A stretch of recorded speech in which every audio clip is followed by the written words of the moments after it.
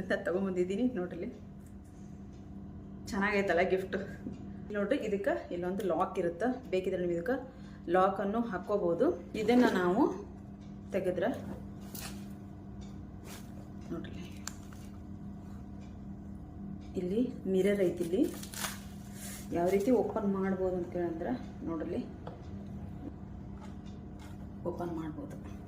ಇದು ನಾನು ಎರಡು ತರಿಸಿದ್ನಲ್ಲ, ಆ ಎರಡರಲ್ಲಿ ನಾನು ಏನಿತ್ತು ಇದೆಲ್ಲ ಚಾಕ್ಲೇಟ್ ಕಲರ್ ಬಂದಿತ್ತು, ಮೆರೂನ್ ಕಲರ್, ಚಾಕ್ಲೇಟ್ ಅಲ್ಲ ಮೆರೂನ್ ಕಲರ್ ಬರುತ್ತಲ್ಲ ಆ ಕಲರ್ ಇತ್ತು.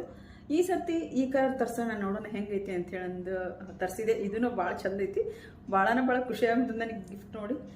ನಿಮಗೆ ಹೆಂಗೆ ಅನಿಸ್ತು? ಮತ್ತು ಆಮೇಲೆ ಈಗ ಮದುವೆ ಸೀಸನ್ನಿಗೆ ಹೆಣ್ಮಕ್ಳಿಗೆ ಇಂದ ಕೊಟ್ಟರೆ ಇದ್ರೊಳಗೆ ನಾವು ಬಳಿನೂ ಇಟ್ಕೋಬೋದು ನೋಡ್ರಿ. ಇದ್ರ ರೀತಿ ಬಳೆ ಹಾಕೋದು ಮತ್ತು ಇದ್ರೊಳಗೆ ಬಂಗಾರ ಸಾಮಾನೆಲ್ಲ ನಾವು ಇಟ್ಕೋಬೋದು.